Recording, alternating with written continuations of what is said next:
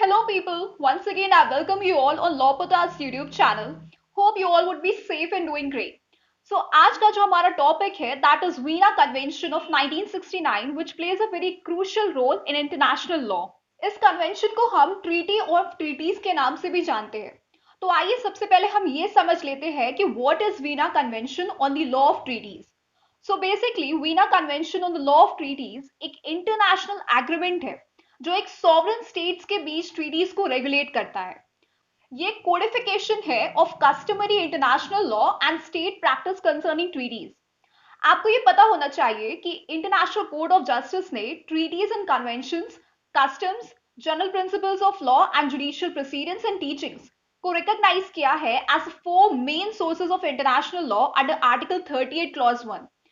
And ये जो treaties है ये क्वालिफाई करती है as a primary source of ascertaining international law and primarily इन्हीं लॉ ऑफ ट्रीटीज को गवर्न करता है Veena convention which was brought into force on the 27th day of January 1980 when it was ratified by 35 states.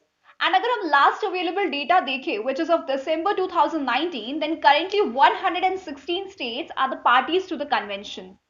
इस convention में we have a preamble and 85 articles जो कि divided है 8 parts में, जिसमें कि इसका फर्स्ट पार्ट इसके object, terms and scope of the agreement को सेट आउट करता है एंड सेकेंड पार्ट रूल्स को ले डाउन करता है for adoption, ratification and conclusion of the treaties. Further third part deals with the interpretation of treaties. Fourth talks about the modification of treaties and fifth part deal करता है with the withdrawal, suspension, termination and invalidation of a treaty. Apart from these, इसमें एक necessary clause भी included है जो कि International Court of Justice को jurisdiction provide करता है over any possible disputes. And जो इसका final part है वो rules for ratification को discuss करता है and effects on treaties due to change in government को भी discuss करता है.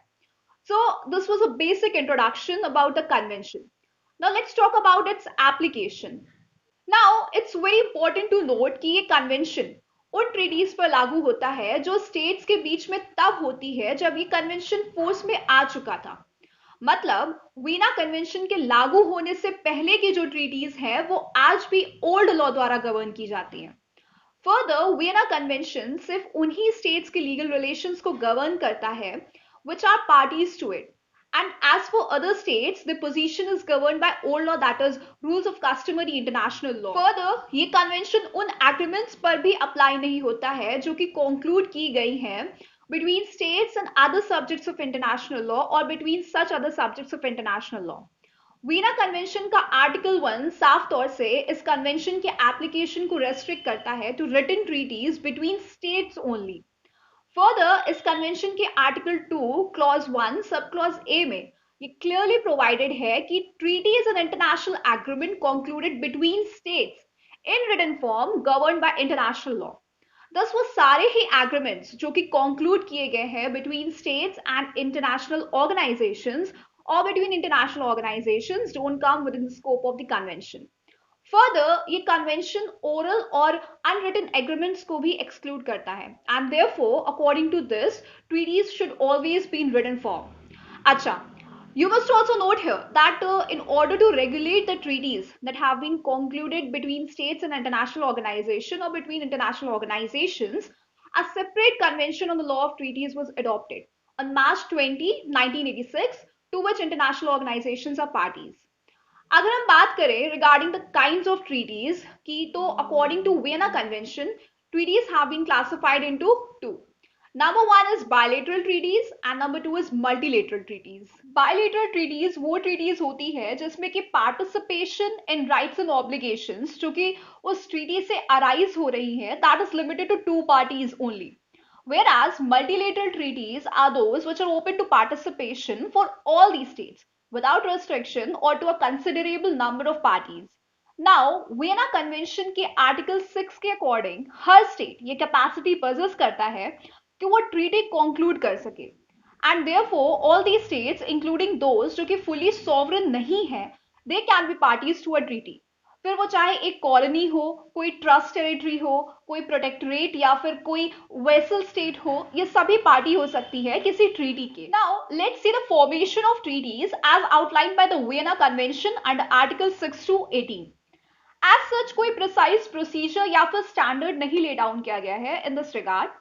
हाउएवर कुछ सर्टेन स्टेप्स है जो कि जनरली फॉलो किए जाते हैं in concluding a treaty, in which number one is accrediting of persons by the contracting states, two is negotiation, number three is adoption of the text under article 9, fourth we have is consent of the states, and this consent could be given either by signature, exchange of instruments, ratification or accession.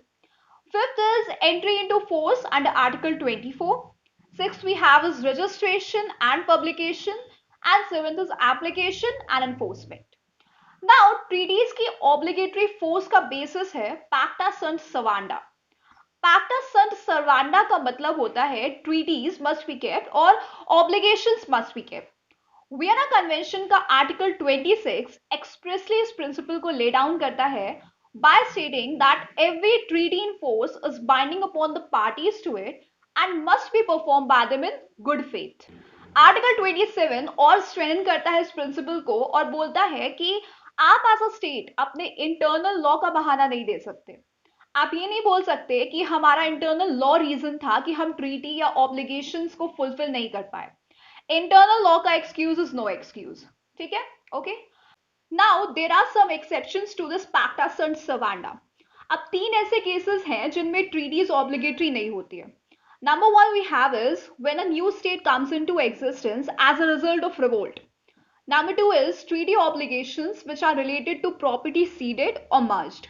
Number three is clausula rebus sic stantibus, जिसका मतलब है inapplicability of treaty or contract due to fundamental change of circumstances, और ये article 62 of VCLT में mentioned है। Further Vienna convention discuss करता है reservation के कॉन्सेप्ट को under article 19 to 23, whereby a state may exclude or modify legal effect of certain treaty provisions as applied to that state.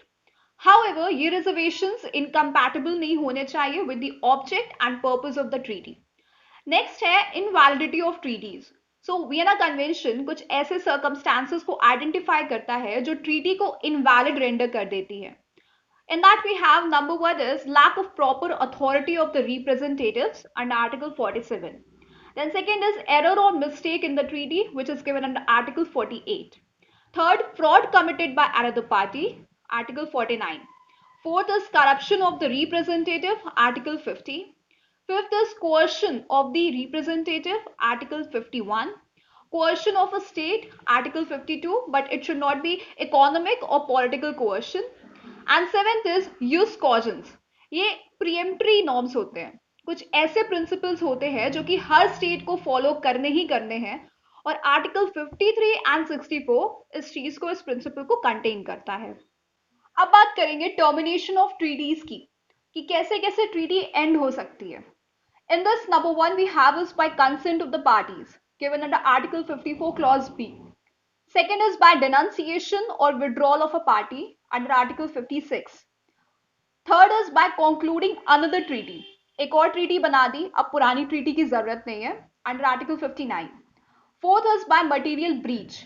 कुछ ऐसे condition breach कर दी किसी पार्टी ने on grounds such as national material interest or the internal political interest of the rulers. This is given under Article 60. Fifth is impossibility of performance under Article 61. Sixth is according to provisions of the treaty, Article 54 clause A. Seventh is outbreak of war.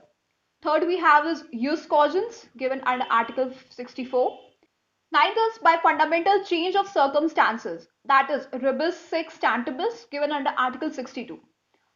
So with this I end my topic for today, and please like the video if it was helpful for you. Thank you.